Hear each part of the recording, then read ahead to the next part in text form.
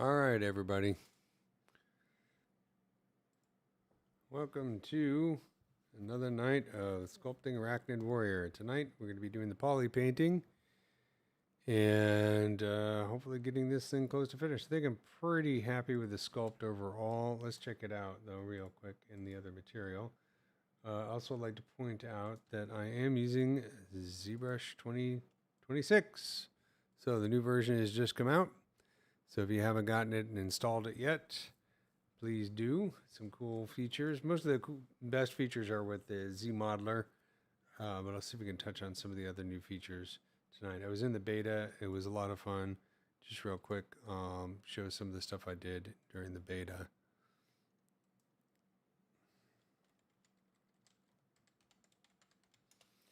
Here on my, just posted it on my ArtStation portfolio. So if we go to my portfolio, I basically decided to do an environment. So no bugs in this, I hope not, because it's a cafe. So I've been working on this for a while. All the models were created in ZBrush and poly painted in ZBrush. And then my wife Irene did the texturing in Substance. So this is a project I'm still working on. I want to add more detail and then other part of it, but it's a French cafe, got some beer taps going here, got some glasses, cappuccino machine, doors, this lovely bar. Again, I really like the texturing that Irene did on this. She did a fantastic job. Cappuccino machine, some of the details, some of these sort of decor inspired by some of the stuff I see in the cafes here in France. Some sort of like, Renaissance kind of stuff going on here. And so you can see this is the model in ZBrush. And of course, a lot of liquor bottles, which is a lot of fun to do too. Architectural elements, this kind of stuff. You can see this is an early render. These are all rendered in Redshift for Maya. This is a chandelier, which I didn't get into the final renders, but hopefully get in there soon. You can see some of the details there. So that's what I've been working on for the ZBrush beta. I like the shield. The shield came out really nice. No bugs in this one. I think that what I would like to change though is I did do the walls here, and this is a Substance shader. I think this came out too light, so I might change that for the next version. It's not quite hitting the lighting that I want. So, but there we go. So that's that.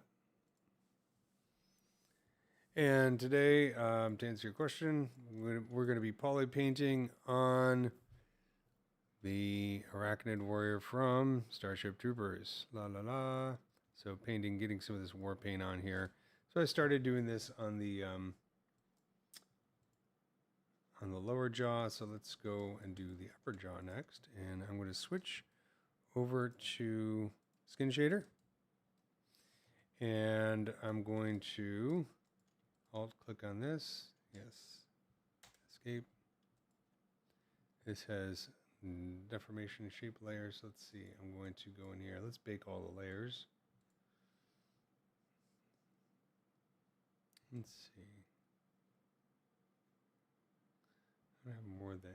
I feel like the noise is not enough. I would like to have more of the noise. Actually, I like that negative noise. The detail is a little bit too subtle. Let's bring down the polish a little bit.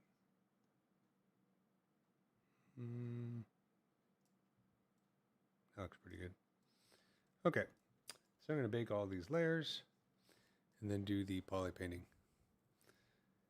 I cannot show the new retopology tool or the UV editor. That is not in this release of 2026. That I don't know exactly when it's coming out, but I believe it's coming out within the next release, which will hopefully be this year or early next year. But for more information on that, you should talk to Paul Gabriel. He does live stream too. He's the one who knows all that stuff. So unfortunately, I can't show those. There are improvements to the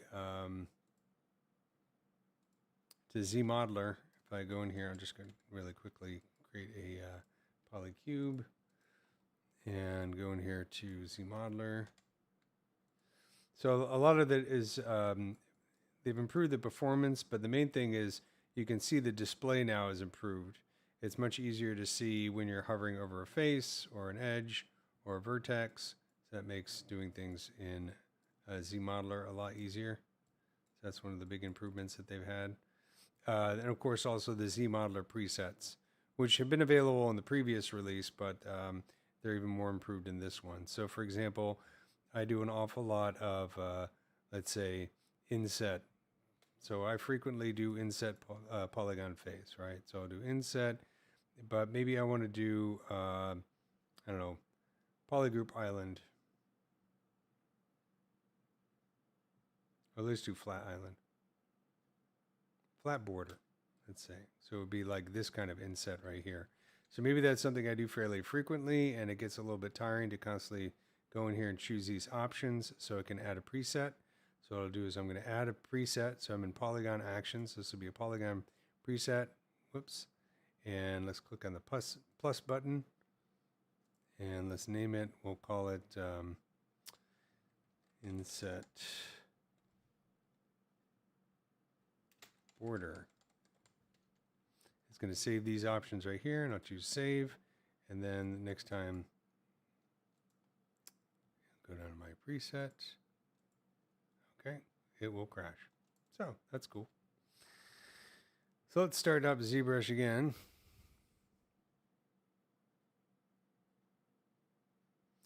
May I ask a question? I'm trying to print something with high level of detail and I need help. What exactly is the issue?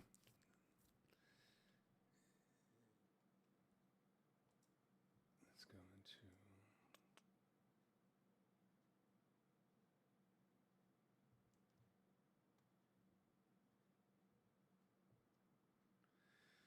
If you're doing the problem with the printing is where you're going to run into is like when you actually export it using 3D printer, right? You kind of want to keep your final mesh down below 1,000,000 points. The reason being is if it's above 1,000,000 points and you export it and load it into your 3D printing software, what's going to happen is your printer could run into an error if it runs out of memory while it's printing, which would be kind of disastrous. So you're going to want to use Decimation Master to get your model down to below 1,000,000 points, or at least the parts of your models. Let me see. Where was I?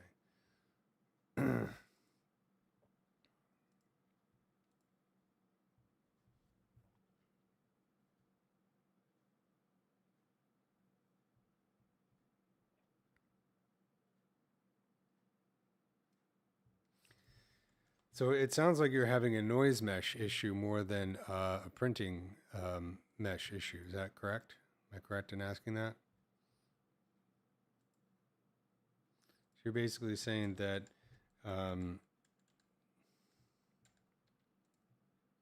let's say I have a polysphere here and I'll subdivide it a few times, get it up to like 4,000,000 or 6,000,000 points, and I go in here and you're using surface noise. Is that correct? And you say you have a high level of detail in here, something like this, and then you apply the mesh and the detail is not coming through as much. Is that what you're saying?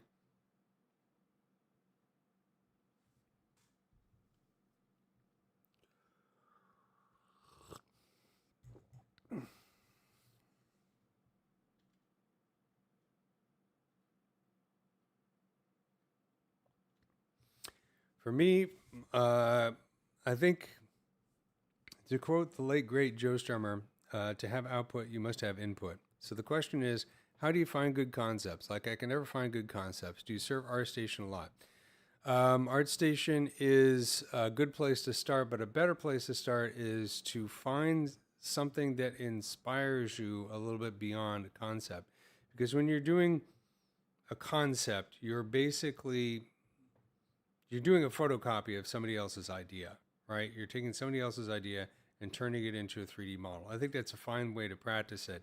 But the thing is that, you know, the concept artist who's come up with this original idea, whether it's our Arachnid Warrior or whatever, has put a lot of time and thought and energy into it. If you're just looking at the concept and saying, okay, I'm going to sculpt that, you're missing a big part of the picture. You're missing the thought processes that went into making that concept. So what I would say is if you pick a concept such as Arachnid Warrior or whatever you see online, medieval suit of armor, say, or something like that, instead of just saying, okay, well, I'm going to try and sculpt this, do a little research to find out what the backstory is on the concept artist. And this means cracking open a book, reading a little bit of history of medieval armor, reading a little bit of biology of insects or arachnids or whatever. And that kind of background information will feed the concepts more and lead you to better concepts because you'll have a better understanding. This is something you can feed into your own sculpts. This is why I study insects a lot. And I only have a smattering behind me of the many, many insect books I have in my library. We have my wife and I have many, many bookshelves in our house, and they're all filled with information on everything from, concepts from Star Wars to books on mushrooms and biology textbooks and whatever. And this is because you have to have that input to make a concept, beyond just three-dimensional in literal sense in ZBrush, but more dimensional in terms of the information that goes into it.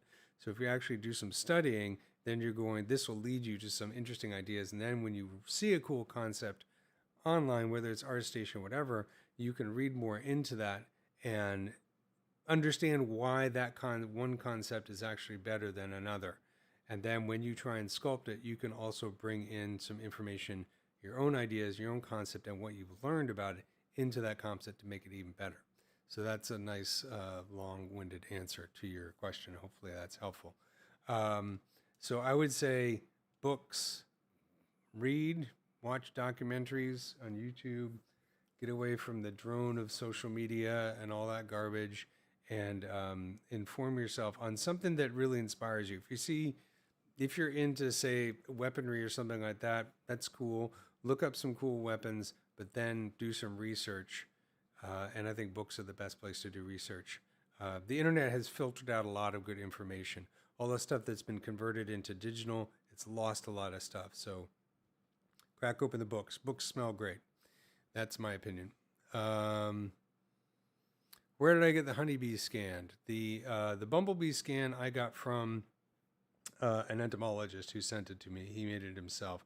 A lot of the scans that I get directly from scientists, which is unfair because they're really good scans. It's hard to find scans of that quality. You can look on like Fab or Sketchfab or whatever, and you find some decent scans, but the best way to find really high quality scans is to get in touch with some scientists who actually scan them themselves, which is not easy to do. There are emerging libraries of scan data online for insects where scientists are starting to make them more and more available, so you can check those out. So that's another concept. So back to Sanson, when you were talking about 3D printing, let me give you another piece of advice that's very helpful. Tomas Wittelsbach does a great live stream once a week. He is a jewelry guy, and he does a lot of 3D printing, and it's highly detailed. And I learned a lot from him. I highly recommend watching his live stream and asking his questions, because what you can do is you can upload your model, and he'll take a look at it in ZBrush and give you advice on how to get that detail out of it.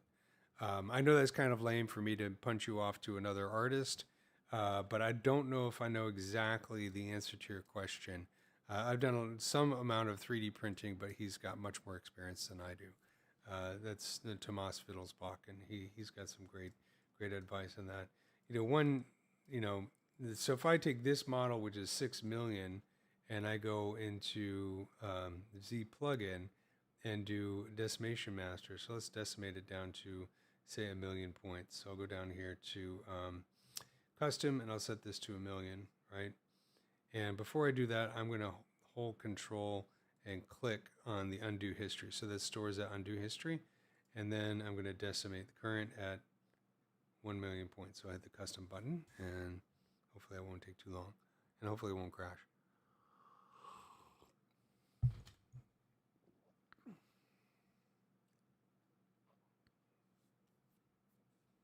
The scanning technology for insects is getting better every single day. The best scans that I've gotten actually came from somebody who's using a particle accelerator, like a collider, like at CERN, like one of those things. I don't know how they do it, but they're using advanced physics and machinery to get these amazing scans. They can actually get the interior of the insect as well. But my friend Stephen Buckman, who got me the bumblebee scan, I don't think he was using anything quite that complex.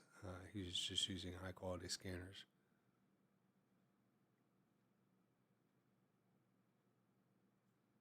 Oh, cool. I'm glad that your Strider says he's been following me for years, back to the good old days when I used to write books.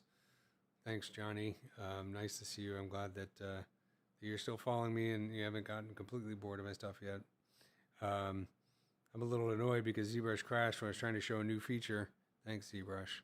I'm going to try it again, though, real quick. Maybe I hit a button wrong. We'll blame the artist. ZBrush 2026 is brand new, so it's pretty cool. Okay, so this is the result at 1 million points. It looks about the same. It's not too bad. I mean, if you print that, it's going to look, it depends on the printer. If I decimated this down to like, let's say I did a really low, let's get it to 150. Okay, so you could see that that's fairly low in terms of detail, but it's 150,000 points.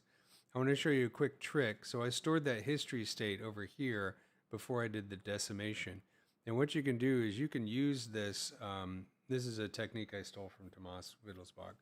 You can use the project history recall or the history recall button brush with Sculptress on. If I turn Sculptress on, it's going to, of course, subdivide where I have the brush. And if I'm using the history recall, what it's going to do, let's make it draw size low.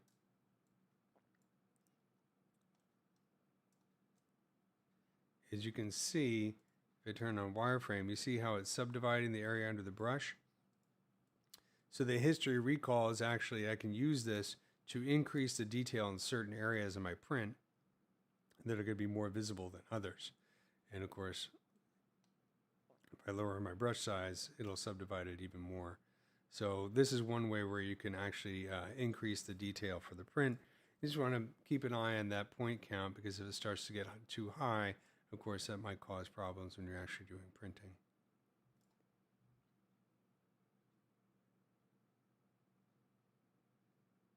Okay, so the question is, if I'm right, you are going to paint the base color inside of ZBrush using polypaint, but how do you manage roughness maps and other maps?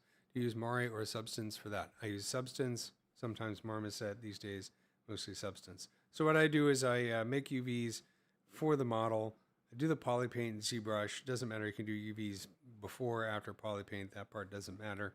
But I export the texture maps, sometimes displacement maps, as texture files from ZBrush. I bring them in with the low poly. I bring in the low poly mesh and the high poly mesh into Substance. I do my baking for all my maps. Then I bring in those maps that I painted in ZBrush, and then use that as kind of a basis, not only to augment the quality of the color maps in Substance, but also to get my roughness and all the other normal maps and that kind of thing. So I use Substance as part of my workflow. Let's go back to this guy. But I like polypaint, and the reason I do it is mainly because I'm going to render this in ZBrush using Redshift for ZBrush. But I like polypaint because I like the way the brushes work within ZBrush. And the brushes in Substance are great as well, obviously. But I've been using polypaint for a really long time, so I just have some tricks that I know to get the brushes to behave the way that I want them to. How did you create this surface here? Well, I've been doing this in the live stream for the past few weeks, actually like the past month or so. So it's a lot of techniques that I've been doing. So you might want to check out some of my older live streams to see the process for doing it. But I like to sculpt with as much kind of noisy detail. So I use like surface noise, and I use a lot of custom brushes. I've been using Pablo's brushes, Pablo Munoz. I can't pronounce his name. I'm really sorry. Pablander. Pablo has some insect brushes that are really cool. And that's a good way to get some detail. Let's check out his website real quick.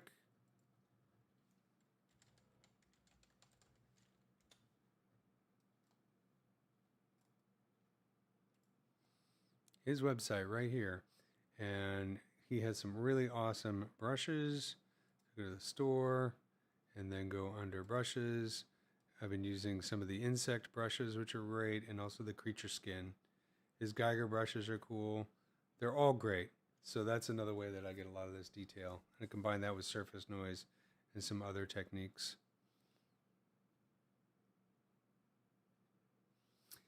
Yeah, you might want to, how many points is your mesh at the highest subdivision level? And do you have subdivision levels, or is it just something that's just a really high point count? One of the things that you want to pay attention to, the reason why I often do a ZRemesh to get subdivision levels. So for example, this is 2 million. This guy down here is 6 million, right? And if I go into geometry, notice he has subdivisions, right? So lowest subdivision is 26,000. The highest subdivision is 6 million. So you notice when I rotate, see how I'm rotating, it goes down to a lower subdivision level while I'm rotating. Then when I let go, it pops back up. And that is only possible if you have subdivision levels, because then it has someplace lower to go when you're interacting with it. If I don't have any lower subdivisions, in other words, if I delete lower subdivision levels and I subdivide this up to 20 million or some of that, then it's really going to start to be slow and difficult to work with, because it has nowhere to go when I'm interacting with it. It can't go snap to a lower subdivision level and then snap back unless I have those lower subdivisions.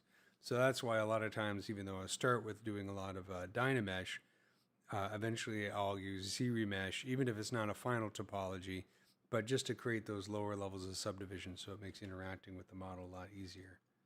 I hope that sort of helps.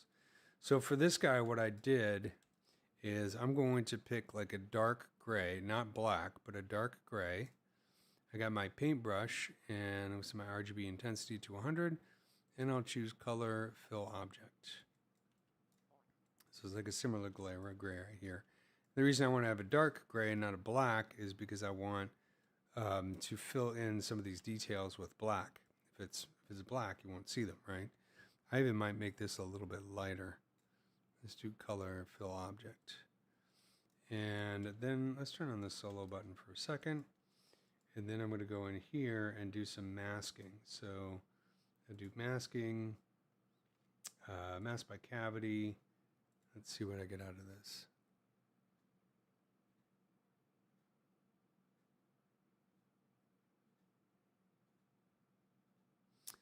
Okay, so I have a little cavity masking there. I'm going to invert the mask, hide the mask, Control H, just so I can see what's going on.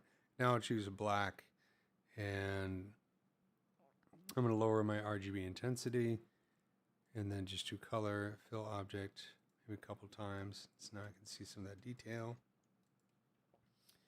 And let's have some fun. I like to do mask by smoothness. Do the same kind of thing. Color fill object. That's kind of cool.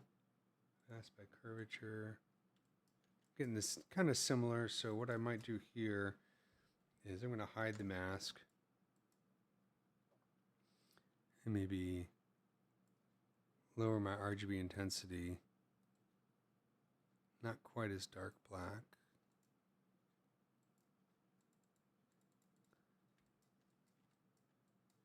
Just to bring out some of that detail. Mask by peaks and valleys. It tends to give me kind of a speckled look. Fill this in with black. There we go. So it's looking nice and gnarly there. And then I'm creating these yellow stripes here, kind of like I see in some of the concepts. Oh, I see. Well, if you have subdivision levels, I think what you're going to have to do is to get it. What is the point count when you're at subdivision level 6 for the subtool for the model?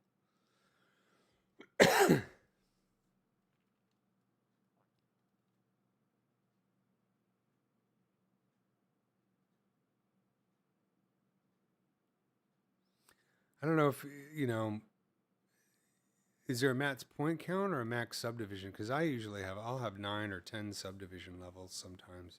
You shouldn't necessarily need to delete the first level of subdivision. Unless you're like creating a displacement map or something like that.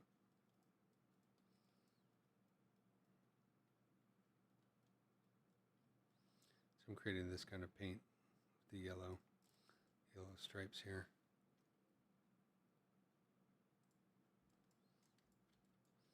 So I'm going to press C to select this yellow and clear any masks. And I'm going to hold the Shift key, turn off Z add so that my smooth brush is now a blur brush. And then for my paintbrush, I'm going to use color spray, set color variance down to 0. I'm going to reduce the placement so it's a little bit tighter. And then go in here maybe with an alpha like this. Let's just see. I have symmetry turned on? No. I'm going to turn on symmetry. Increase my RGB intensity. Actually, I think what I'm going to do is, let's do this. I'm going to do freehand and more of a chunky alpha. Maybe something like this. And I'm going to do stroke. Modifiers, just add a little stroke jitter.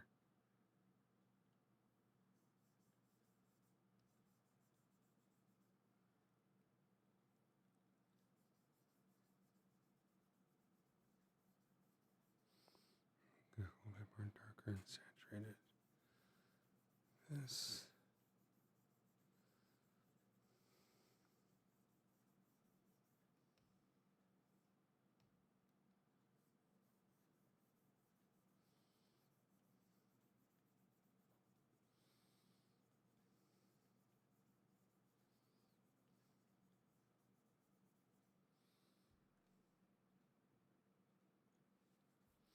Yeah, the max poly count is going to make more of a difference than the number of subdivision levels.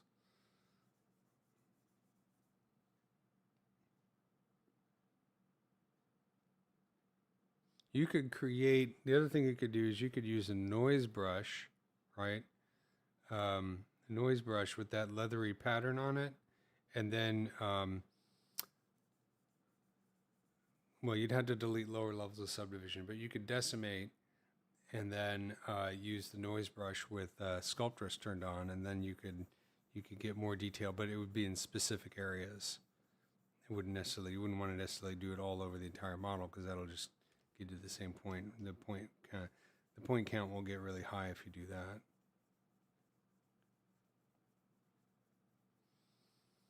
You should also just make sure that the level of detail that you're trying to create can actually be supported by your printer, because you might end up creating a kind of a level of detail that the printer can't really print at. Depends on the printer you're using, obviously.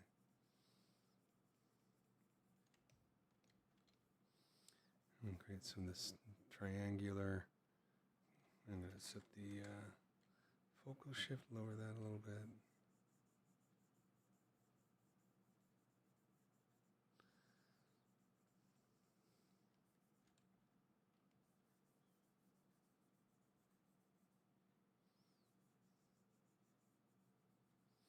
The other thing you want to make sure is, like, if you're sculpting and you're zoomed in like this close, you get into this thing where it's just like, I want more detail, when, you're zoomed in really, really like to a molecular level that's not going to be visible even on the 3D print.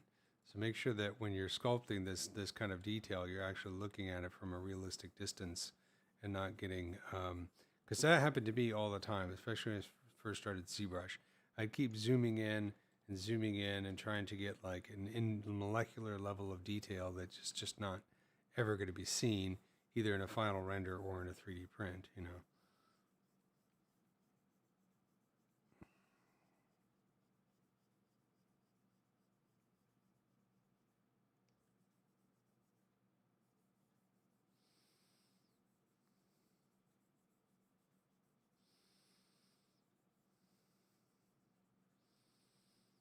just getting this kind of thing in here. Okay. turn off symmetry for a second and select this gray.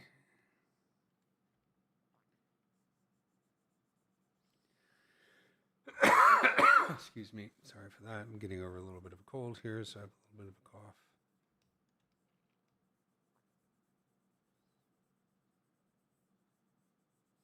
Just add some jaggedness here on the edges to make it look more threatening.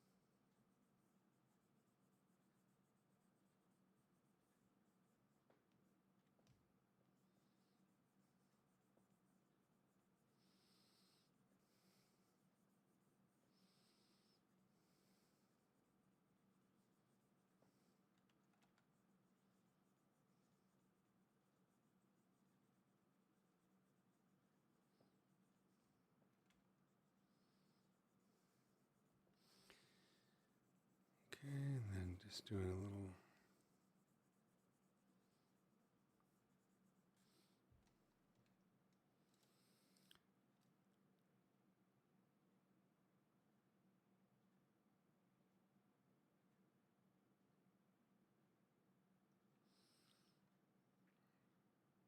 I don't like the way this is kind of soft right here.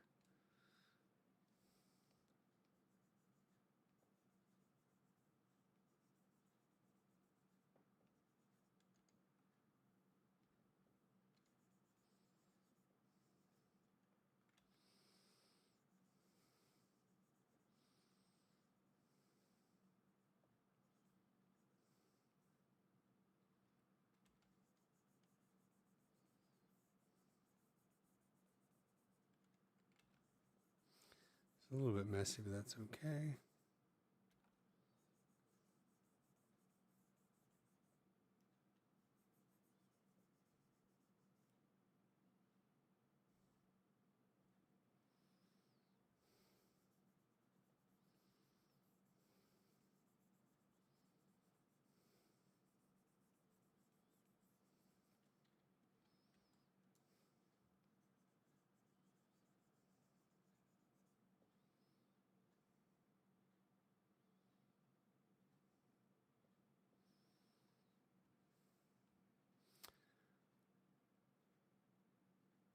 $80 million points.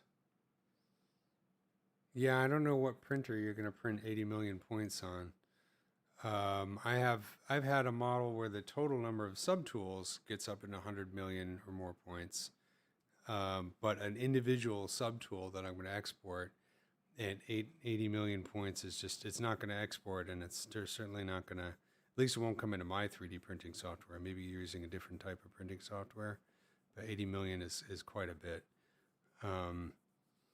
You could break it into smaller chunks, right? Smaller parts within subtools, and subdivide those more, and then you get more detail out of that, and then fit them together, you know, print each subtool out individually, and then, you know, glue it together, or however you're going to do the final print. That would be the only thing that like every print I've done, I've had to decimate down to, you know, between 1 and 2 million points.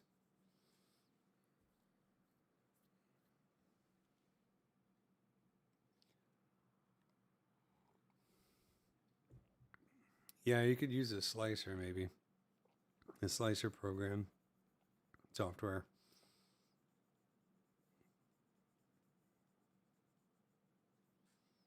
That's a good question for Paul Gabrito, though. Or Ian Robinson also does an awful lot of printing. He's also a live streamer, so he has some good advice on that, on how to slice up the print, a heavy print like that.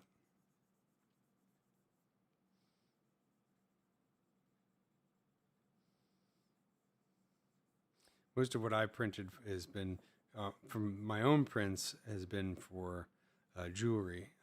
When I send off a print for like to CDM in Australia, when they do prints for a museum, either I've decimated it down the parts and each of the parts has been like 1,000,000 points, or they've just taken care of that kind of stuff there because they have a massive studio. They have the printers that print out like life-size great white sharks and that kind of stuff. So they're definitely on a completely different level. What I'm sending them is like, bugs that are like this big. But they've been, in my dealings with them, they've been happy with the level of detail that I've been giving them in terms of how it prints. They also print somewhat translucent, so some of that detail is not visible. Yeah, you can use a Geometry HD, but I don't, Geometry HD is great for rendering the BPR, which I don't do in ZBrush because BPR it's not that great, or for creating displacement maps. So I don't know if that's going to help you. The Geometry HD will allow you to subdivide to like billions in like these small areas. Not crazy about the workflow. I have to look back into it because I haven't used it in a while. I had to recently do a project where I had a model that the lowest subdivision level was very low poly, and they wanted an awful lot of detail in the displacement maps. And what I ended up doing was breaking the model up into several different parts, and each of those parts I subdivided up to about 37 million points for each part. So and these are based on UDIMs, right? So then you ended up having like 14 UDIMs, so 14 parts, each of which has been subdivided up to like 30 million points, exported those displacement maps, and then painting out the seams and all that kind of thing. So it was a real pain in the butt. But again, it's not 3D printing. That's for rendering in Arnold. But again, I was reaching that point where if I subdivided it, I'd subdivided up to about 18 million points. And if I subdivided again, that's like 78 million points. And that's at that point, it just became too difficult to work with. So I had to break it up into pieces. And then, like I say, each piece then can be subdivided for 37. So 37 million times like 14 or whatever. I think some were like 24 million. Others were like 37 million. So you can do the math to figure it out. Definitely a lot of geometry there. I didn't rely on HD geometry though. Yeah, I don't think Geometry HD is exportable. I think you can convert it into a displacement map, but I'm not sure what the workflow is on that. I have to get back into it. I just HD geometry just doesn't feel very. I don't like sculpting in that weird little area and moving into another weird little area. I guess it just bothers me. But I should give it another try. Haven't played with it in a while. But also, if it's not exportable, then I don't care. If I'm just rendering a BPR, it doesn't really do me much good. So I have some yellow stripes here. So I can go back and do a bit more of that, some of that masking I was doing. So I'll do mask by cavity again. I'm going to invert the mask and hide it. And let's get a black color here. And just,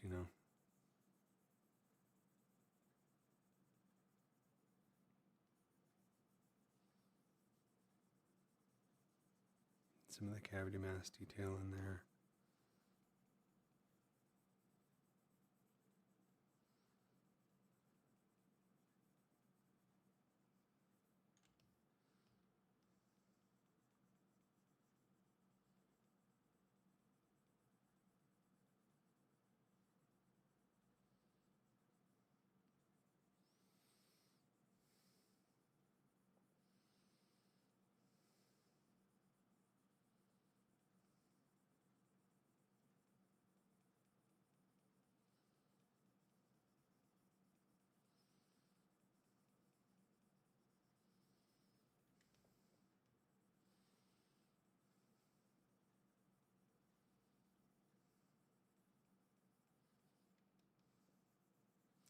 The new version of ZBrush for the iPad has a 3D print hub on it, by the way.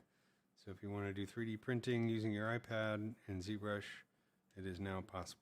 I finally integrated the new plugin, so that's kind of cool.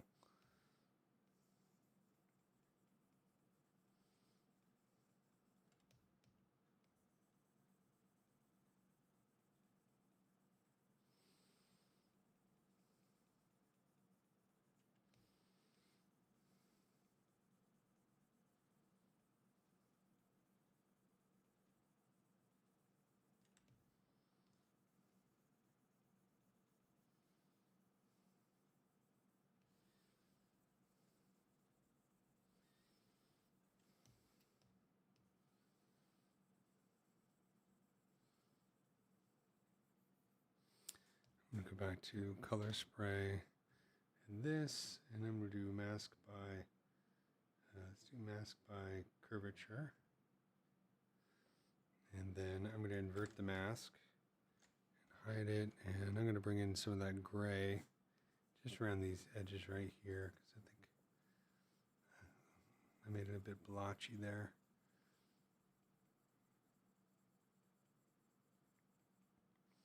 I can always use flat color sometimes. Makes it easier to see.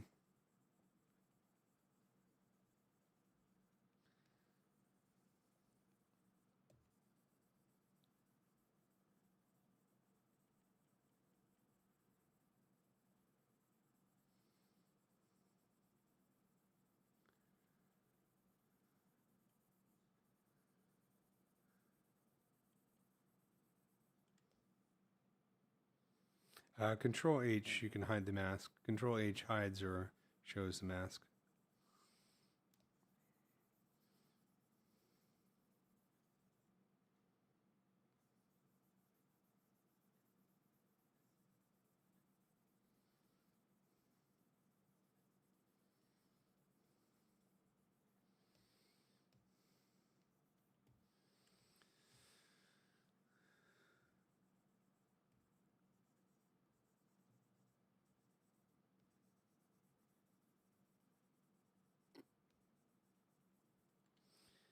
I'm going to do this mask by peaks and valleys, and invert the mask and hide it, and I'll go back to the black color. Nope, I don't like that. Why did, oh, I see. Color, let's bring down the RGB intensity.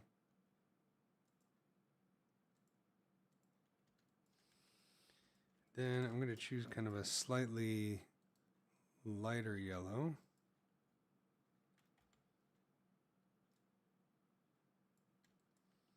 And I'm going to use this little point, bring up the RGB intensity.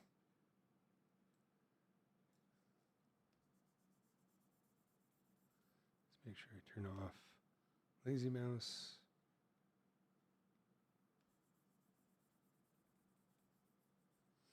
Just to make it look a little bit sloppier around the edges. I don't know. He should be still around. I don't know if he's Tom. The question is, what's happened at Moss Wittelsbach? I know he's around because I recently saw him in a meeting, so I know he still exists.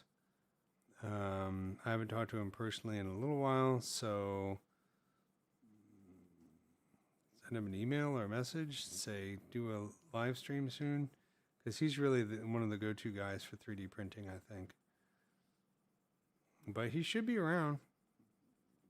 He still exists in this plane of existence,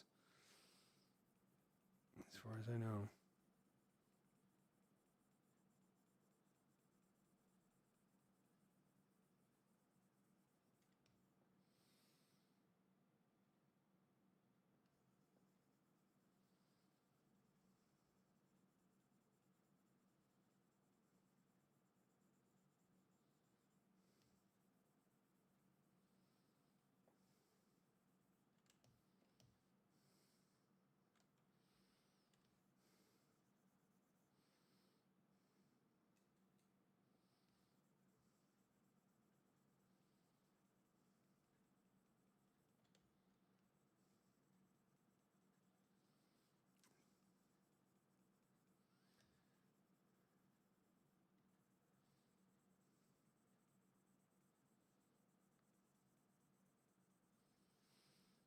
I'm just adding a little bit of variation here because I don't want it to look exactly like war paint. I want it to look like this is sort of like pigmentation almost, you know, something in between, something sort of alien.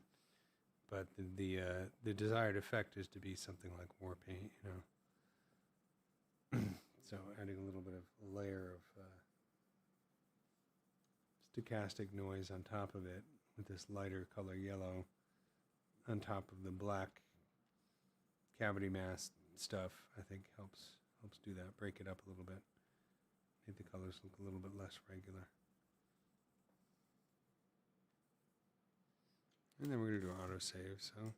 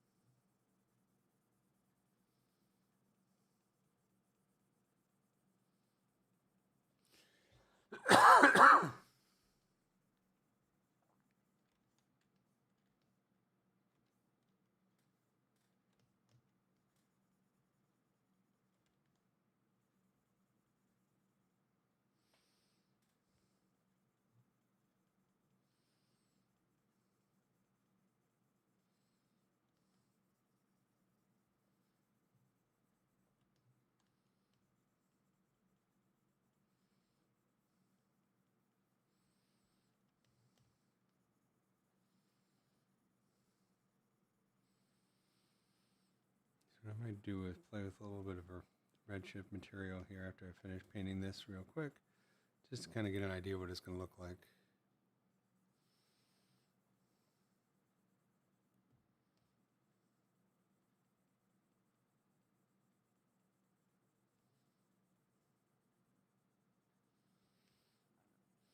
The other thing that might be nice,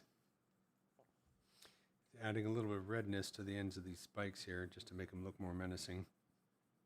It's something I see sometimes in some bugs and spiders. It can be kind of cool detail. So I think I'll do that real quick.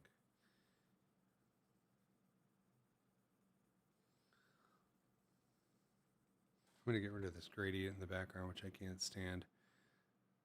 And let's just go for like a black background.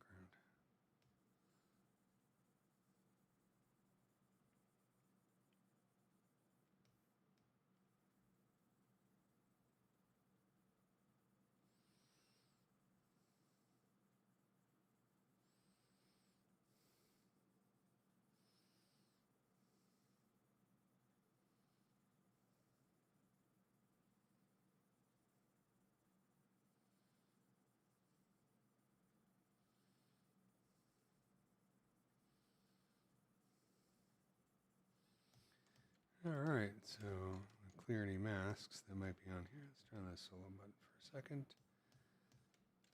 And just for fun, I'm gonna be lazy, turn on symmetry, and let's get this alpha going. And let's get a look at a red, a very dark red. Low RGB intensity.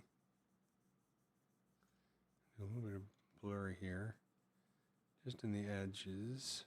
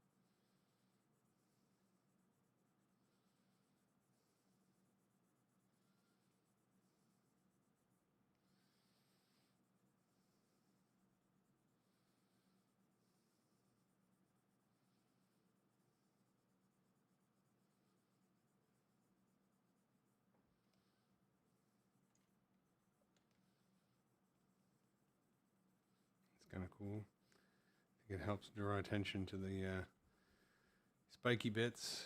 Not that they need that much more emphasis.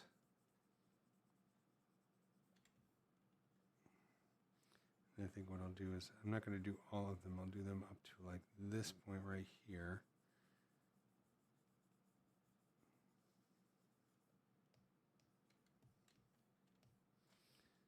And let's do the same thing down here. Does this still have layers? No. The RGB intensity a little bit.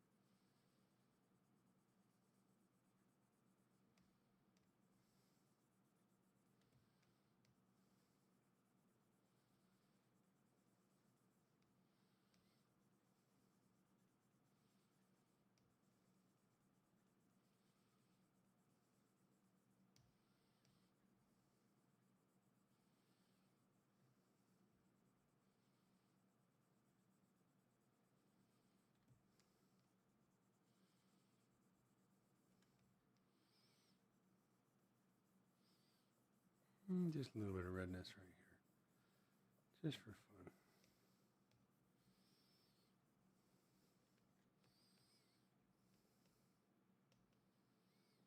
There we go, that's kind of cool. So let's save this guy. Do a little experiment with some rendering in Redshift just to play with it. Favorite insect of all time? It changes on a regular basis, but right now I have several favorites of all time. I do love the honeybee, even though it's an obvious one. But the reason I love the honeybee is it's just so... It's an interesting creature because it's as much a product of unnatural selection or artificial selection as the domesticated dog is. We've really changed the honeybee into what it is today because it's our main pollinator for agriculture. And it just, if you really look at the legs and the shapes in the bee, it's so amazing how utilitarian it is. And it's also just got some very beautiful forms to it. But it's also highly studied, so there's a lot of information on it. And also, I got into insects as really into ants because of social behavior. I find that the evolution of social behavior to be truly fascinating. A lot of times you talk in science fiction, you're going to be really sorry you asked this question. A lot of times in science fiction, there's this concept of the next step in evolution or whatever, which is almost always bullshit in the way this is portrayed in science fiction, at least in terms of movies and TV. The reason being is because, first of all, evolution doesn't really operate in discrete steps. And of course, no species is an island. Every single organism within an ecosystem and a biome is interconnected. So their evolution influences the evolution of other animals. Well, the evolution of wolves is going to influence the evolution of caribou, etc., right? Predator, prey, etc. With the evolution of social behavior, it's really interesting because what you have is a next higher order of organization in the way that organisms interact, and honeybees are a great example of that. So that's one of my favorite from a scientific point of view, and I could go more into it, but it's going to get even more esoteric.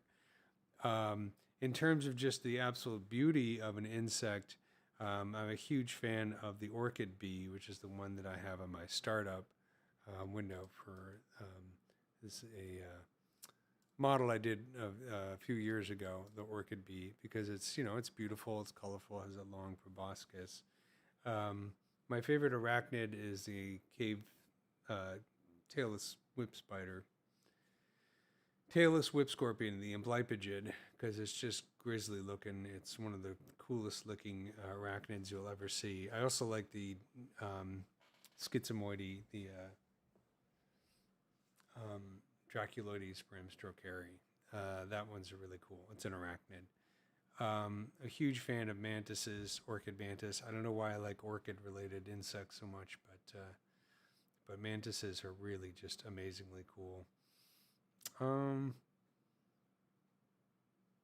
a lot of dragonflies I really like. Beetles are amazing. There's a really cool beetle that folds up into a watertight ball. Looks like a little pebble.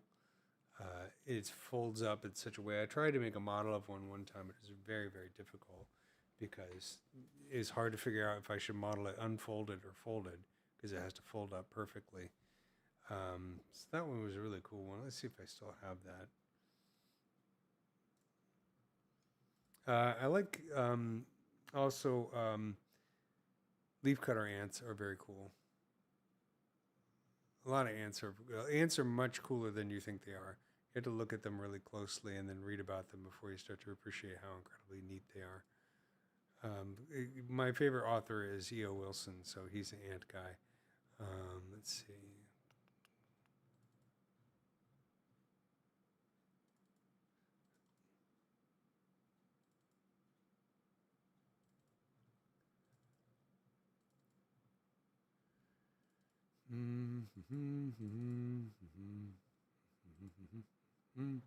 Sorry, I'm looking through my files here. Fireflies are really cool.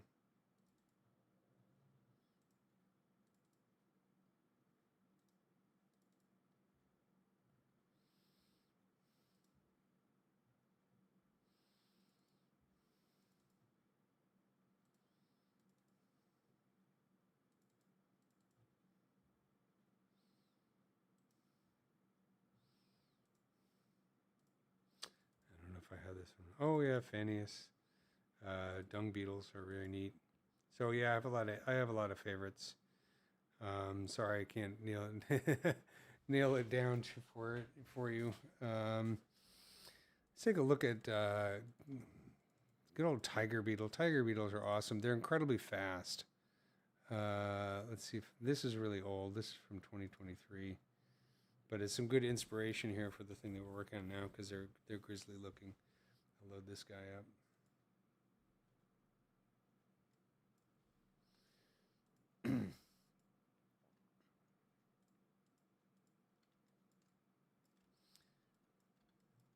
Some really interesting detail on these guys, and they also tend to be very brightly colored. But I just love the way the front here just tears through other insects. They're called tiger beetles for a reason. Another really cool one, which I don't have a model of, it's on my list of things to model, is the antlion. It's arachnid that the Sarlacc in Return of the Jedi was based on this, and a lot of other insects in science fiction. So when the hands in a little hides out in a little sand pit, and then the ants come along, and it just basically directs them right into its mouth. It's a very cool looking bug. See if I can find a cool picture of one online.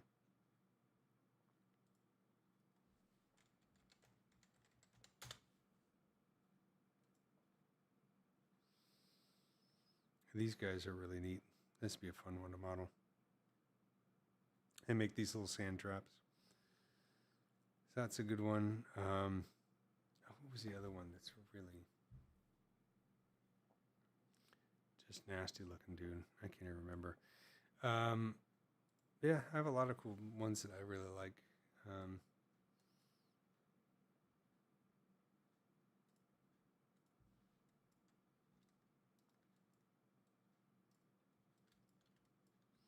There's a really cool book called Honeybee Democracy, which is all about how honeybees make decisions as a nest as to how to find and form a new nest, a hive, and it's really cool.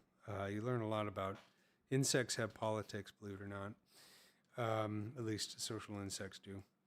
So what I want to do here is let's save this guy one more time just to make sure. I'm going to play with a little bit of Redshift rendering so I'm not painting the whole night because that can get a little tiring to watch. So I'm going to go to Redshift Render and turn it on. I've updated the latest version of Redshift. And let's pick a Redshift material down here. So if we're going for an insect, probably want to start with something like plastic or clay. We could do racks. Let's try, well, let's do plastic white. Give it a second here to load.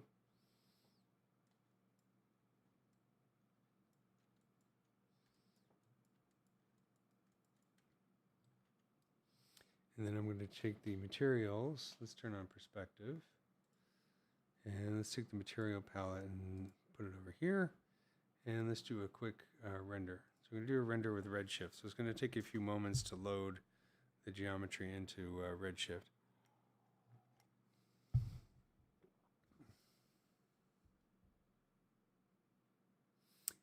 Yeah, I do have a material course on Udemy, and it does cover Redshift materials, and it should still be relevant. They haven't changed that much in the latest version of ZBrush.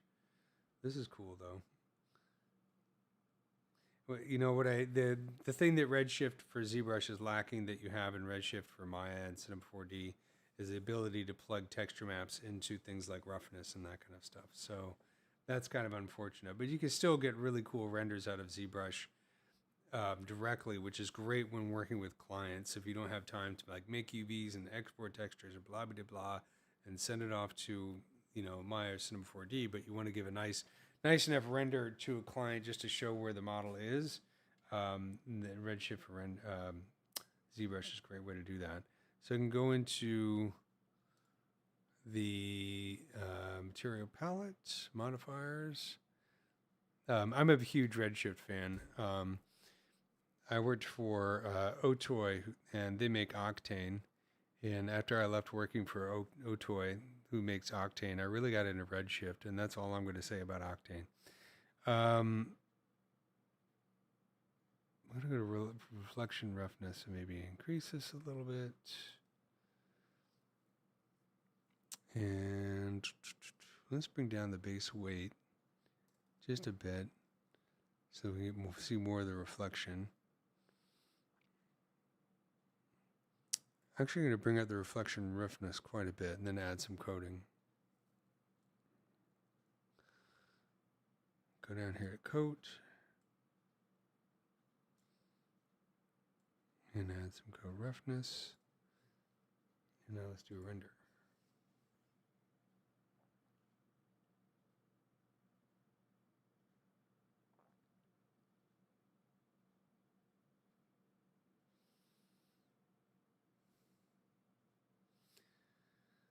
Poodle moth. What's a poodle moth? I don't know that one. Is that a real bug or something you made up? Let's look it up.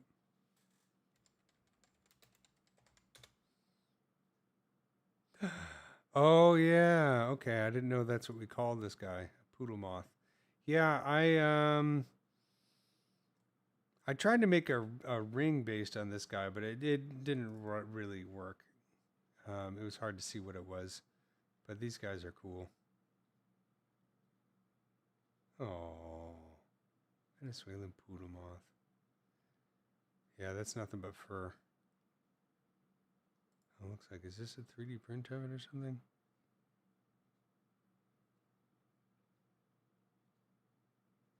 Yeah, I'm trying to make one of these guys once. Let me see if I do I still have that on there?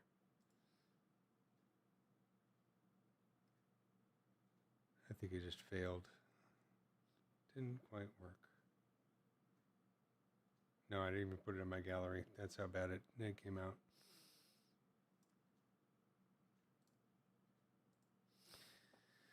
So we got this. Couple things we can do to make this more interesting. For one thing is right now we can change the lighting to make something a bit more interesting. Because right now, Redshift background, we can use this default texture right here. And that can help somewhat. But we can also load in a more interesting HDRI. And I use a lot of HDRIs that I get off of Polyhaven, which is a great website for grabbing HDRIs. But this is if the this is a terrifying gallery exhibit. Let's see. Give me a second.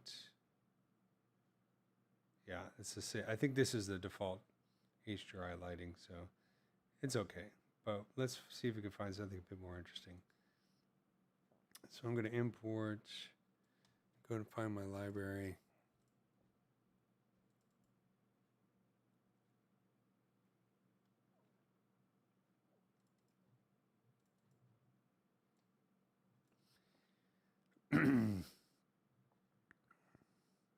Epping Forest is a pretty good one. So we'll go into light, background, and change this to Epping Forest.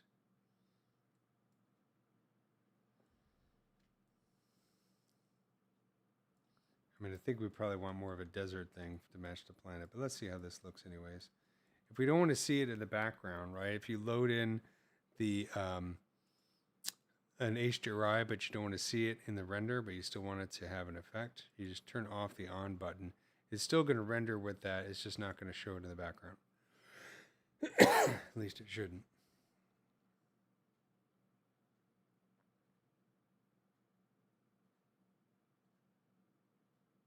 You can also use ZBrush's light system with Redshift if you really want to.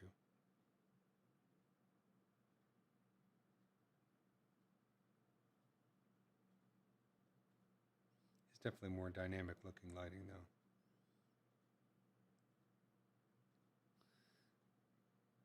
So now we have a nice backlight on here. We should probably add a little subsurface.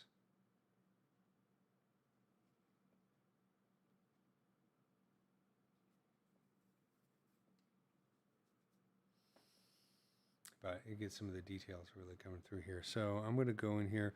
Next thing I'm going to do is I'm going to save the project. If I save the project, it'll save the material and all the settings. So that way if we crash, I can load it up again. So just go in here.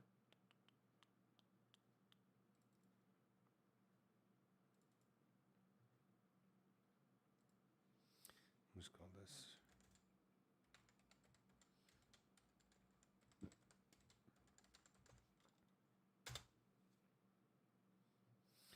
current poly count. Hold on a second. After it saves, I'll let you know. I'm gonna hide this real quick. The total count is 33 million for all of the subtools together. So that's pretty average, I think. Let's go in here and add some subsurface. So increase the subsurface weight, and I'm going to leave. So we have subsurface weight and scale and mode and samples. Include all subtools. So I'm going to start by doing the subsurface weight. If we want to change the color, sometimes what I'll do is I'll change the subsurface color to like a bright pink, just so I can see in the render if it's actually doing anything. And that way I can kind of tune the way the subsurface looks in terms of the strength and then turn it back into a more reasonable color.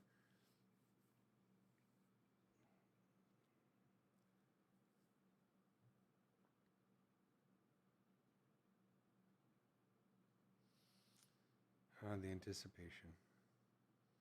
So it doesn't look like the subsurface have that much of effect.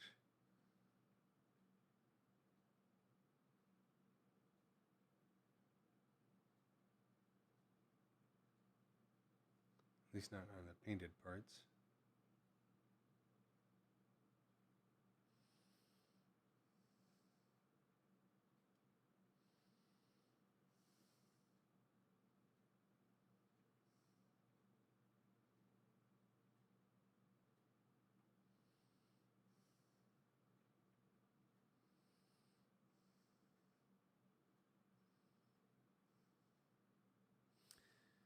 The scale is the tricky part, trying to figure out what the scale is. So I'm going to try a different subsurface mode.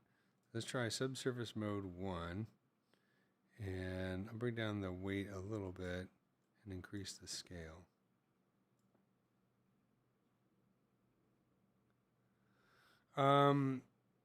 It's included if you have a Maxon 1 subscription. I think Redshift is included. Otherwise, I think you do have to rent it as a separate license. So I believe it's something you can rent, you can turn on and off as needed. But I believe if you get it for ZBrush, then it's also available for things like Maya and Cinema 4D and that kind of stuff. So it's like a one Redshift license that you can use with multiple apps. But I'm going to double check and make sure I'm right about that.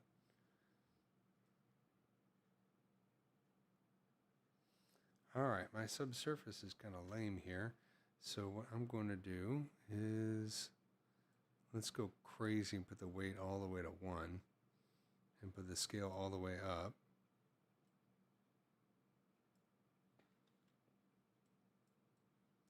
Let's see if there's something else I'm missing here that's causing it to be not very good. One thing you can do is maybe lower the base weight and maybe the reflection weight.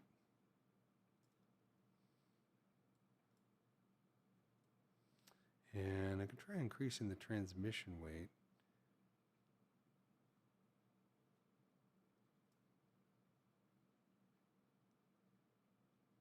Let's see if that does anything.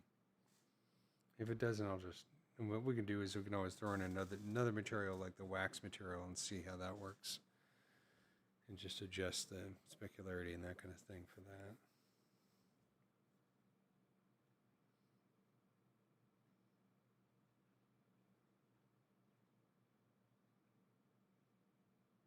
Oh, well, it looks like I'm getting a little subsurface now.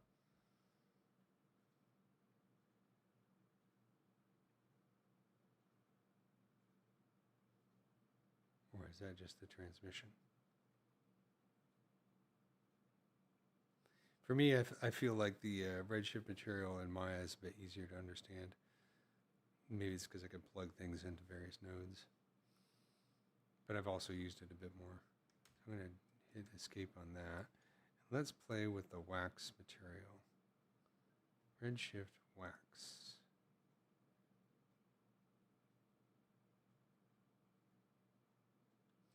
And this is going to override the color, which we can turn that off. But for now, let's just see how that looks like with the wax material, the current lighting setup.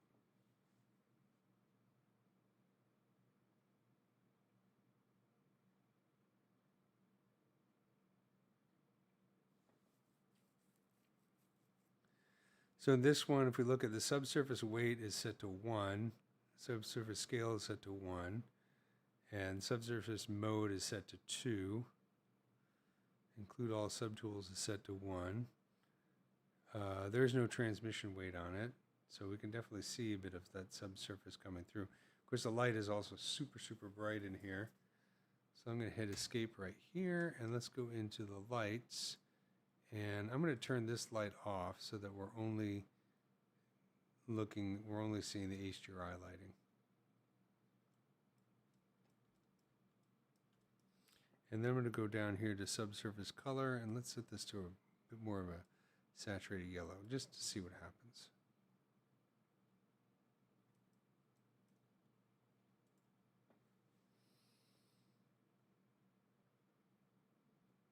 I love playing with rendering, so hopefully this is not too boring to watch. It's that slow striptease that I get excited about as the render happens. Ooh, take it off, baby. There we go. So now we're getting some nice subsurface. I think that HDRI is a bit overexposed. So I'm going to hit escape right here, go into the light panel, and you can also render a region, which I really should do. Go in here, and then I'm going to just lower the exposure a little bit. What I don't understand is the difference between redshift exposure and regular exposure. It doesn't seem to have too much of a difference here. So I'm going to set the exposure to like 0.8. And turn this off.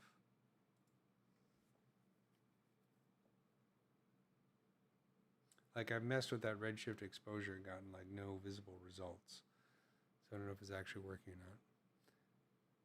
Yeah, rendering a marmoset's pretty cool too. Definitely nice. I have to do a lot of rendering for animation though, so that's why I tend to use Redshift, because I do a lot of work in Maya. But when I did my praying mantis for the Gnomon workshop, the praying mantis video series in ZBrush and Marmoset. You should check that out. Thanks for giving me the opportunity to plug my stuff again. It's on the Gnomon workshop. I go through a whole ZBrush sculpting of a praying mantis, orchid mantis, and then I bake all the maps in mantis and then render. I mean, in Marmoset and render in Marmoset, and it comes out really nice.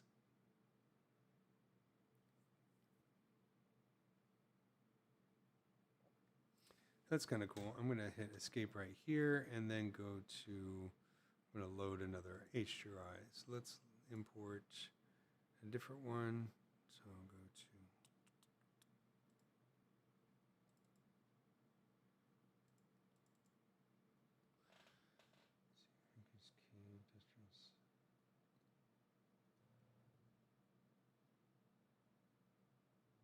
I know what a lot of these already look like.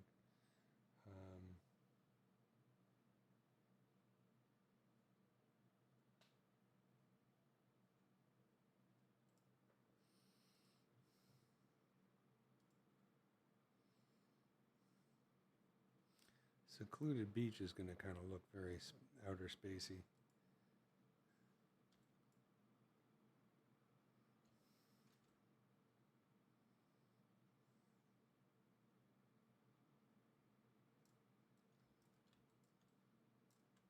He looks friendly.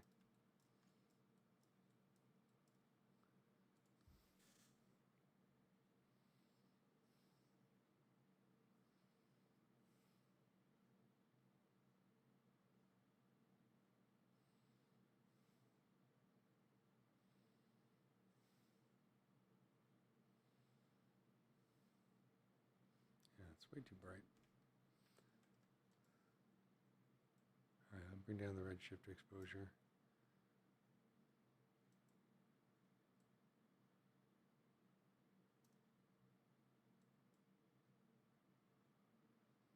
Let's see if that actually makes a difference this time.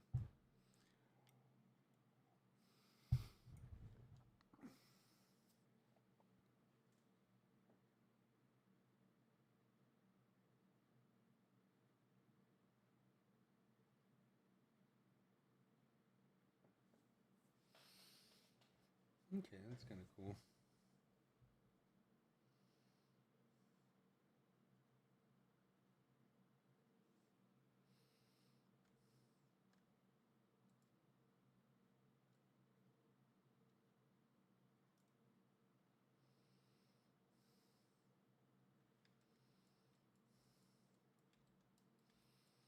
And then if you want the original color to come through, I'll just go down here to the bottom of the modifiers for the Redshift material and set use material color to 0. And then that will bring the poly paint. It's a binary, so it's either 0 or 1. And then what I'm going to do is I'm going to go up here to the SSS weight, bring this down just a little bit,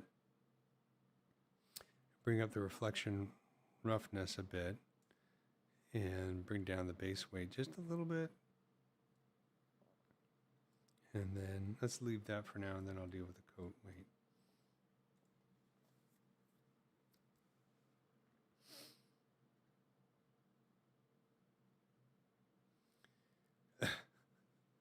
Give him a saddle so Denise can ride him. Denise Richardson? That's her name? Ah, Denise.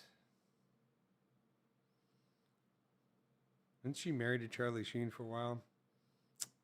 After that, I'm sure that riding one of these guys would probably be pretty boring for her.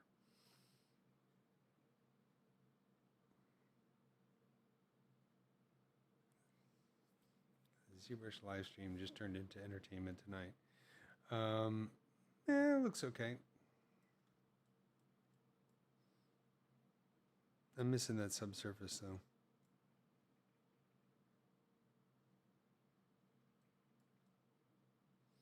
Look kind of moonlit. All right, I'm gonna get back into poly painting here. I just had to fool around with some Redshift just for fun.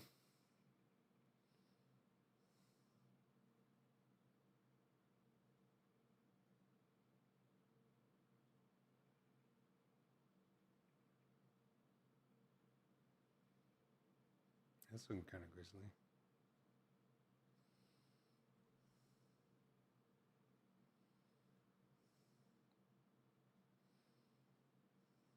Probably a little too waxy.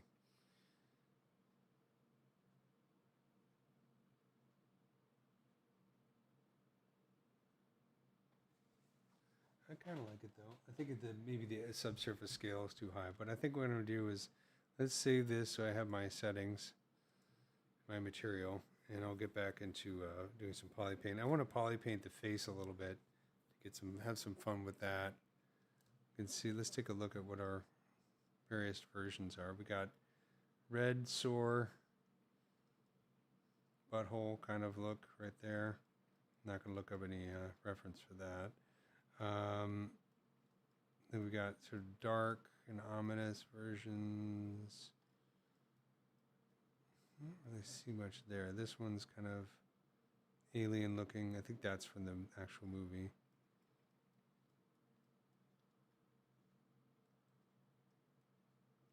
So you can see everybody's done a very different version on this. This guy has these appendages on there, which is kind of cool. I'm going to do something like this, but maybe with a bit more detail. Okay, so let's go in here to light, turn off the background. Turn on this guy, and let's go back to skin shade white. I'm going to alt click on this guy, and let's start with kind of a base color. Let's save the next version. And I'm going to do like a deep red. And we'll do color, fill, object. There we go. And he's got little toofs. And let's turn on solo here. And now I'm going to do the same thing I always like to do. Just a little experiment with the masking to bring up some of the sculptural detail. It's a quick way to get some detail on there. Let's start with mask by cavity. I'm going to hide this. Actually, let's unhide that. And let's do a quick grow mask.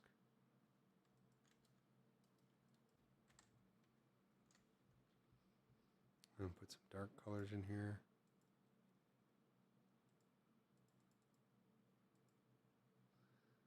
And then mask by curvature.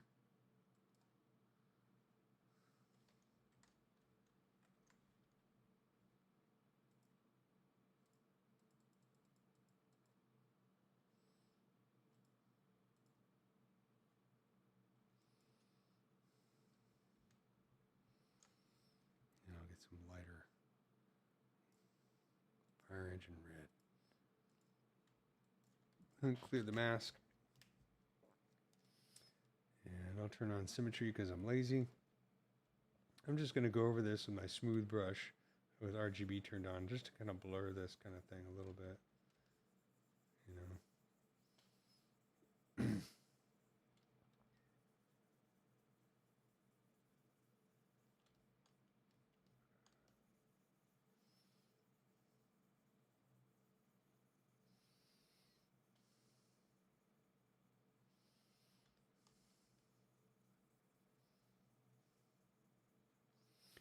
Then what I'm going to do is I'm going to let's do this.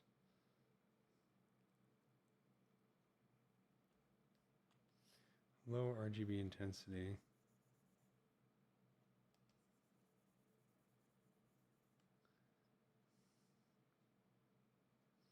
Let's get a slightly different color in here, like a magenta. There we go.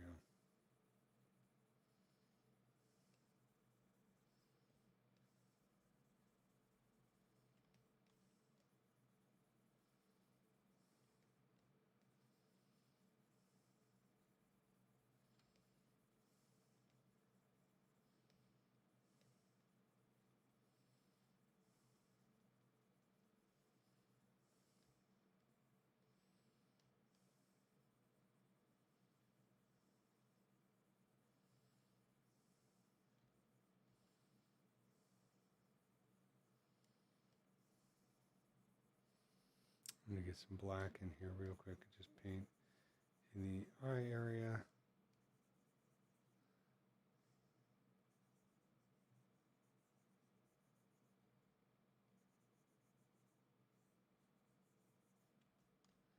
And also within the mouth.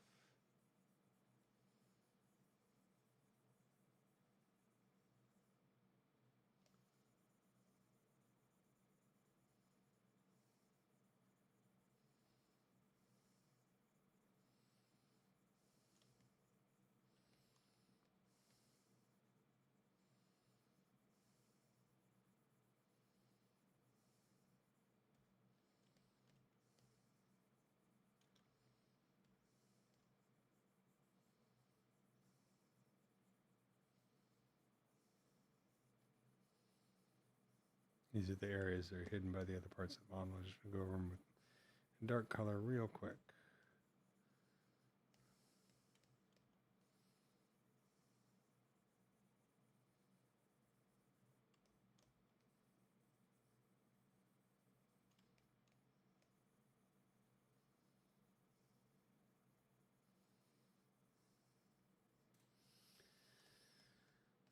All right, and then what I'm going to do is I'm going to switch to drag rect and use this kind of this alpha right here with kind of maybe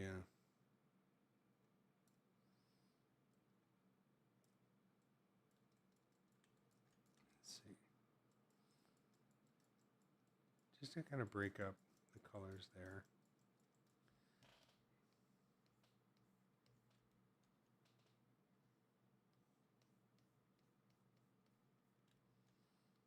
This is a technique that I learned from Madeline Spencer way back in the days where I took her class at Noman. A lot of these techniques were taken from practical modelers over at Gentle Giant for creating interesting skins. So this is kind of like a subsurface thing. I've got these dark colors on, and then I'm breaking this up underneath. I'm going to go over with a few more layers of paint, but this kind of creates sort of like a subsurface kind of detail, which can add a very organic skin-like kind of look to it.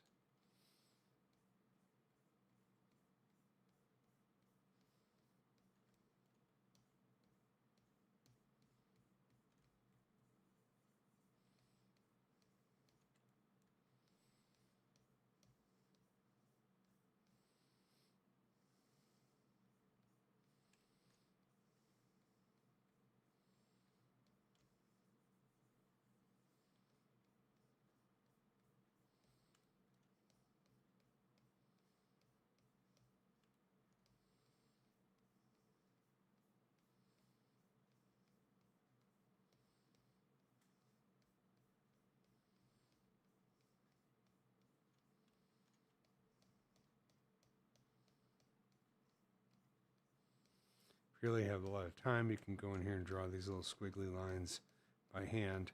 Sometimes you get a better look that way, but it takes a lot longer. I'm doing this kind of quickly.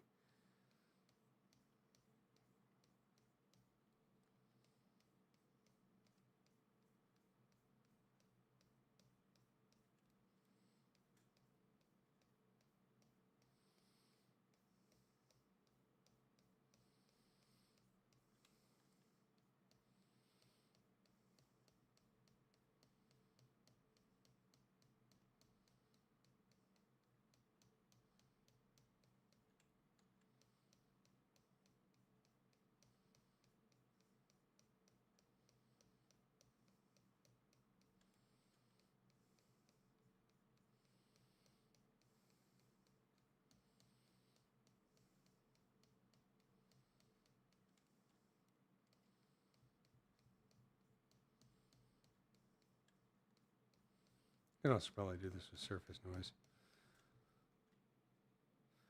Is my audio cutting off? I actually stopped speaking there for a moment, so I don't know. I turned my VPN off this time around. Hopefully that not cause a problem with my audio. Are you sure I didn't just stop speaking? that sometimes happens as well.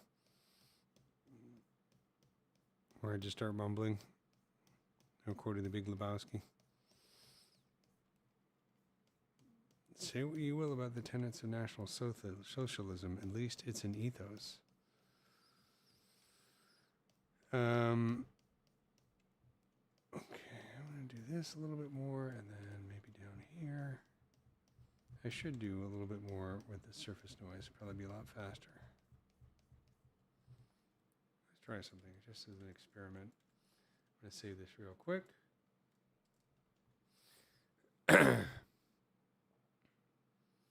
And I'm going to go into surface, noise. Let's see, pick alpha. Let me see, how many libraries in here of alphas?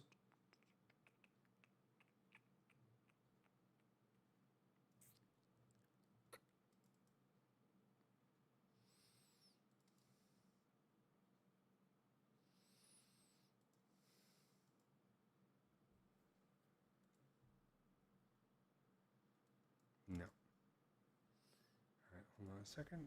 Let's do this.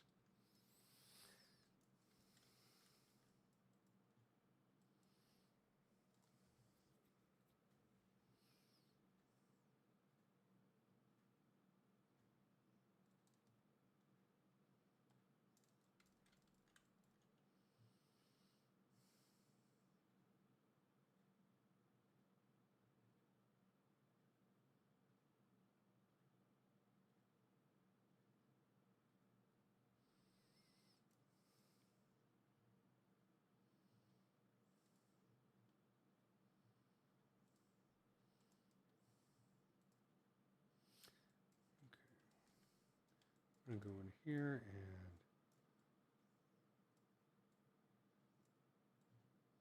do something like this.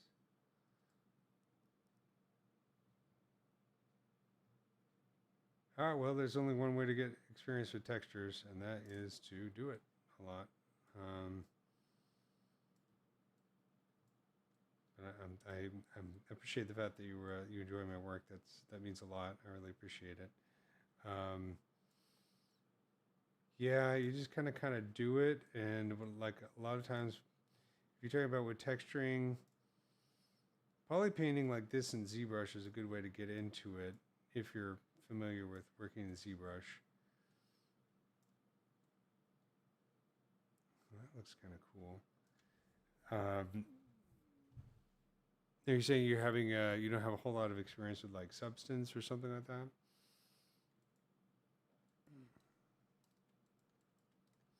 So what I'm going to do here is rather than apply the noise, I'm going to mask the noise. And let's hide that. And maybe the slightly lighter color here. I'm going to bring down the RGB intensity and then just do fill object. There we go. That's kind of nice. Oh, the nice and grizzly there. That's a cool looking texture.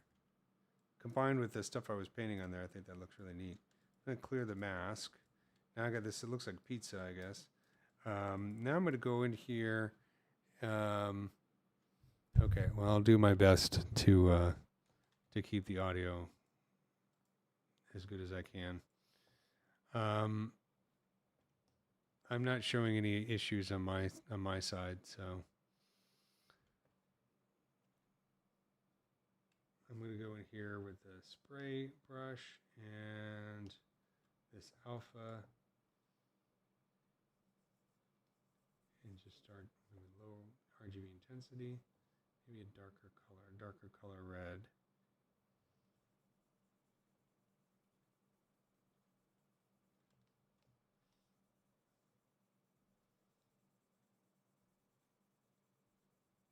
And I'm just painting over this just to kind of knock back some of that pattern, make it look a little bit more subsurfacey.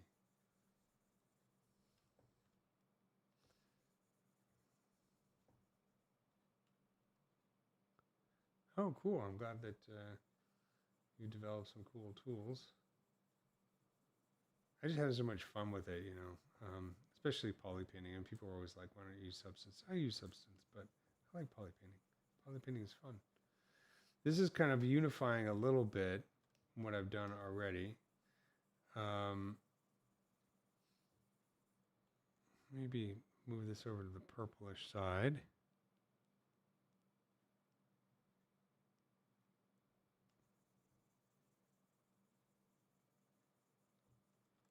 I mean, the colors are already making me feel kind of sore just looking at it. But I mean, that's just super fun.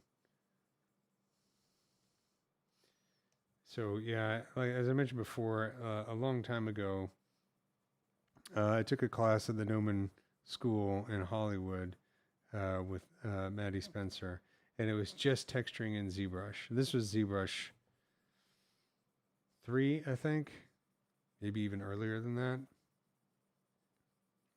Ara was in my class, Kermako, who also is a live streamer. He does a lot of hard surface stuff. He was in that class. I met a few people in that class, made some good friends in it. It was a lot of fun. But I learned some really great techniques. This is back in the days when we had to do like projection master and that kind of thing. So that was not the easiest way to texture in the world.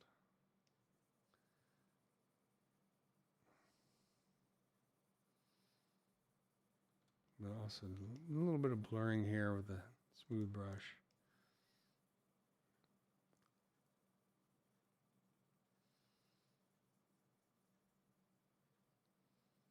You can see how it's moving from various different hues across the surface, which is something you see a lot in the natural world.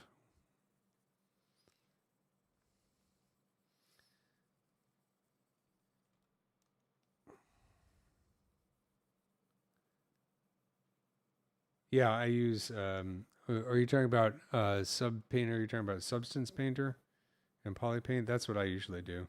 Like I do my base colors in ZBrush, and then it's fun to augment them in Substance Painter as well as create all the roughness and other types of map. Really, what I've learned with from working with my wife Irene, who's really talented at substance and texturing, is that roughness is the most important texture, next to maybe displacement or normal. But roughness is actually at the end of the day is even more important than color. When you're trying to go for something that's photoreal.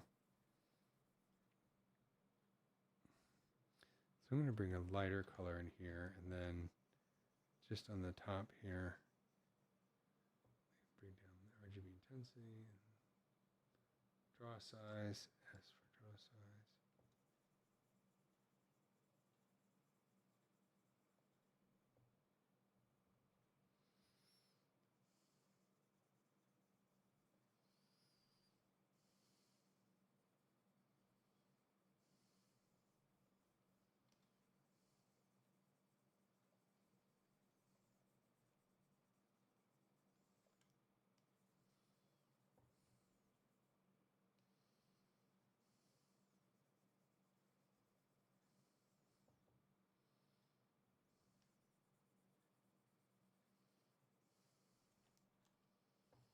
See what it looks like with the subtools on. Yeah, he's looking pretty grisly.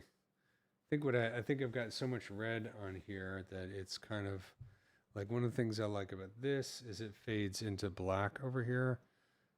So we just see mostly the red right here. So I think I might start doing that because as I move over to these other parts, I want it to fade into black. So I'm gonna do a dark red.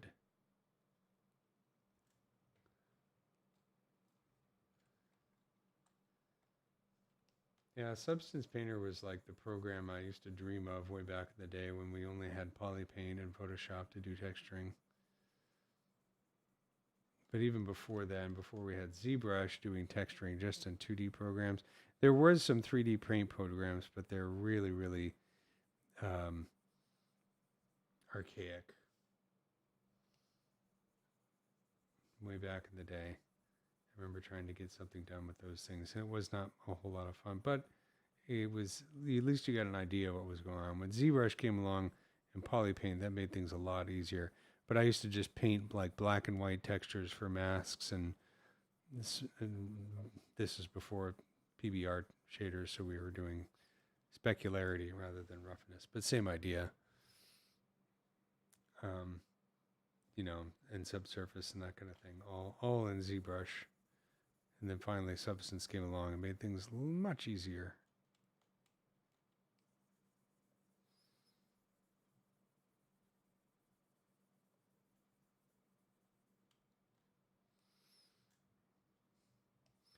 Let's go down to straight up black here.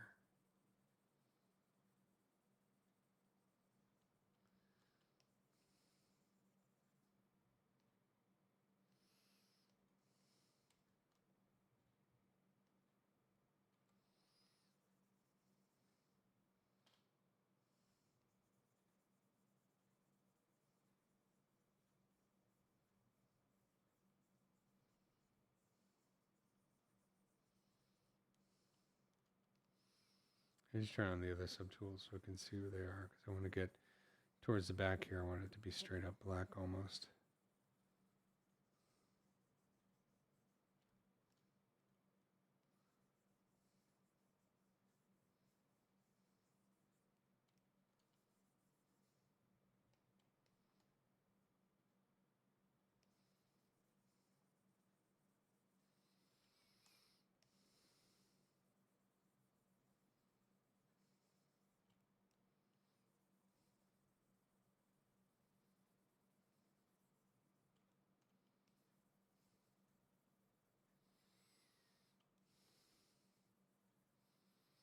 He's getting there. He's starting to look pretty tight.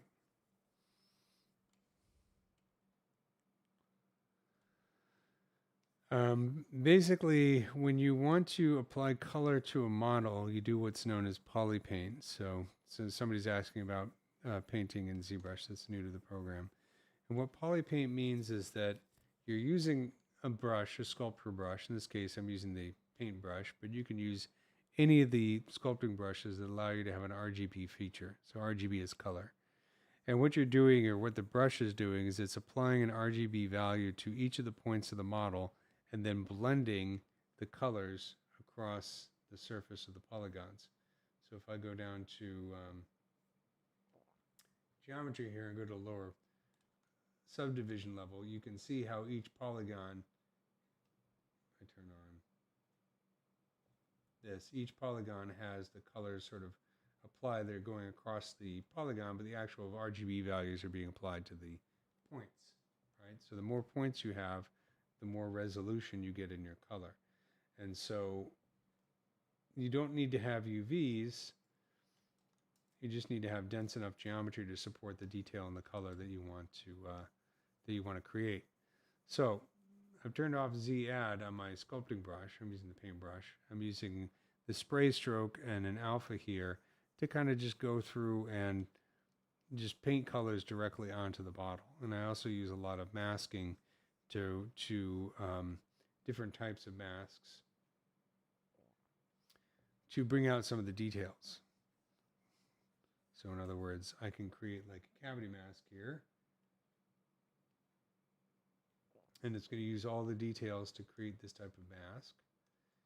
And maybe I'll invert the mask and hide this and lower my RGB intensity and just fill it with a little bit of a dark color here, just to break a little bit more detail and break it up a little bit. So once you know you've painted all your colors onto an object, if you create UVs for it, you can bake that color into a texture which you can apply to the model in another program such as Maya, Blender, etc.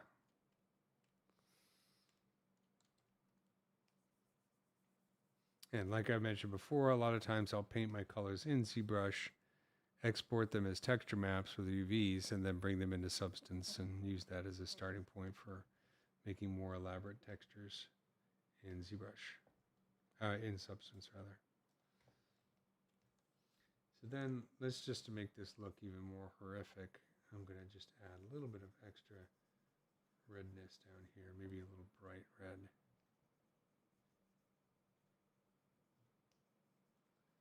It's mostly red, so I don't know if it's going to be that noticeable.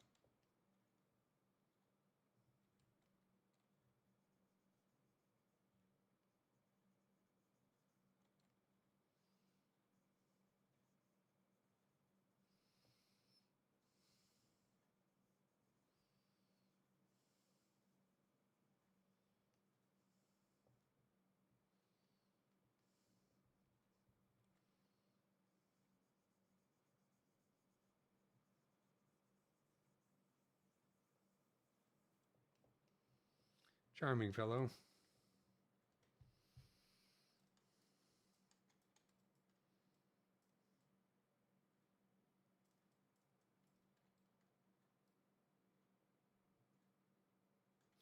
Yeah, I mean, that's kind of why I like poly painting, is because you have the options of doing the alphas and all this kind of stuff. For me, it feels faster, more organic than Substance. Substance, I like to be more careful, do a fill layer, do a mask, and all that kind of stuff. But the brushes don't feel as responsive to me as they do in ZBrush.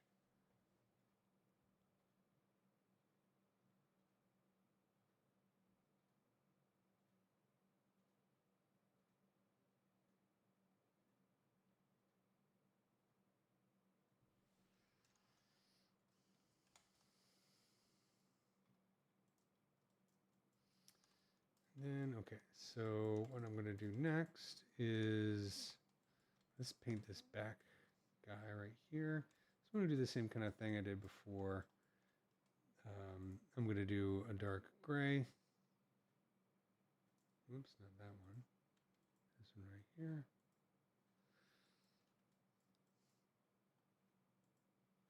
And let's do fill object.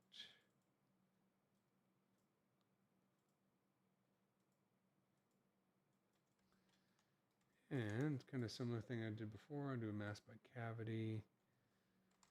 And let's fill that with a black.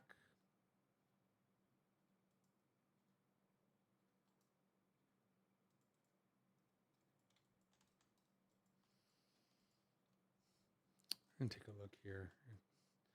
This guy's got almost looks like a hot rod flames on the back here.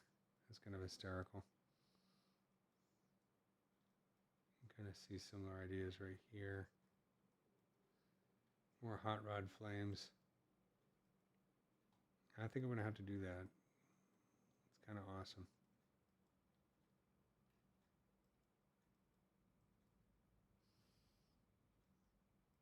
And this is more like stripes. All right, hot rod and flames it is.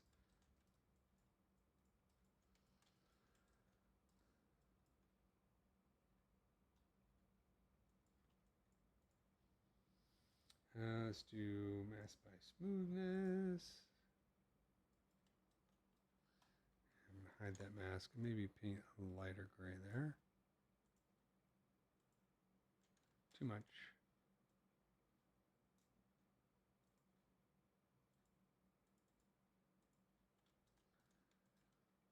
And mask by curvature. Invert the mask.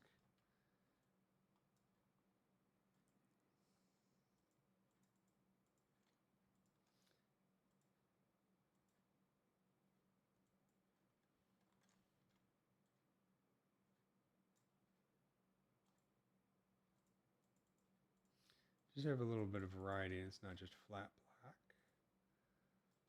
So it looks fairly consistent.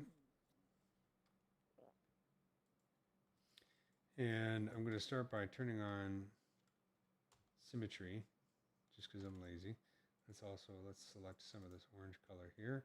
So if you want to select an existing color, you can press the C hotkey. It's kind of like the equivalent to the eyedropper here. And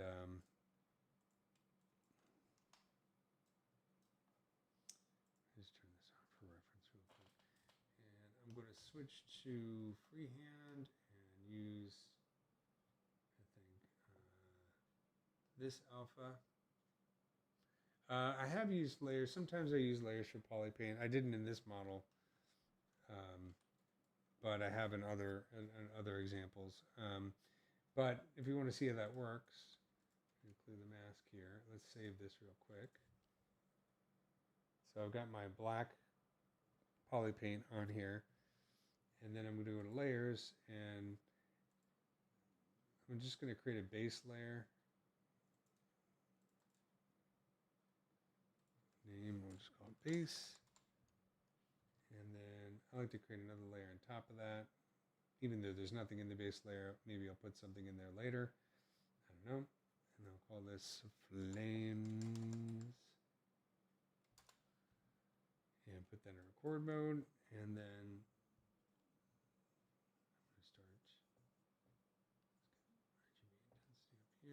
just blocking out basically the shape of my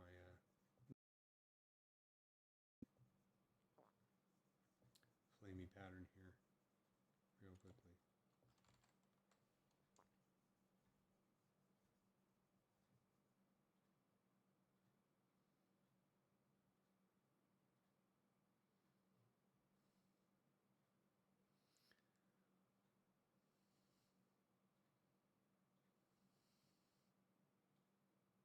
Sorry, that was just, I think somebody's just spamming the chat here, so ignore those messages.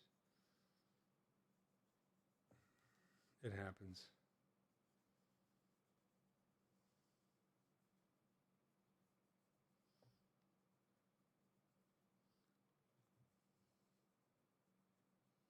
Oh, the Twitch stream is down? That's unfortunate. Well, I'm wrapping this up in a few minutes anyway, so I'll take it up again next week.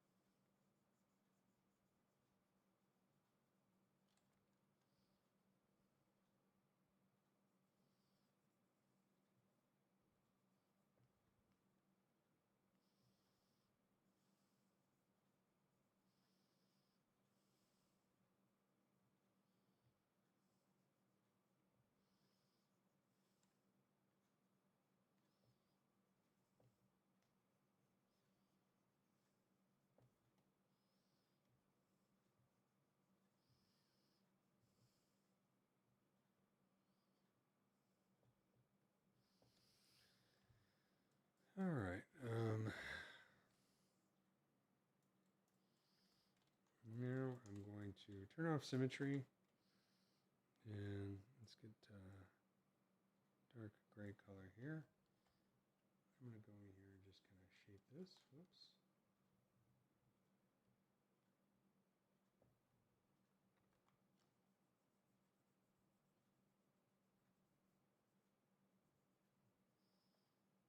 Make it look a little bit more aggressive.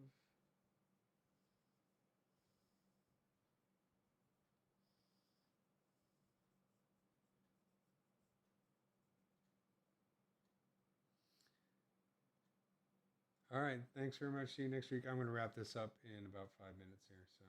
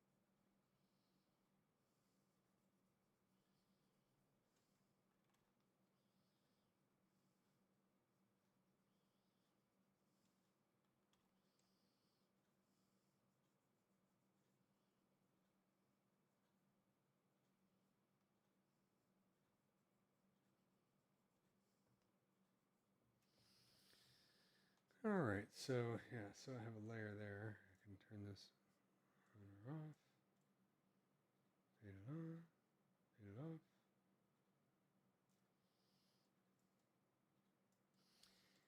And I'm going to save this and call it a night. So sorry about the Twitch stream going down at the end there. For anybody who's still with me, I'll continue this next week. So thanks very much.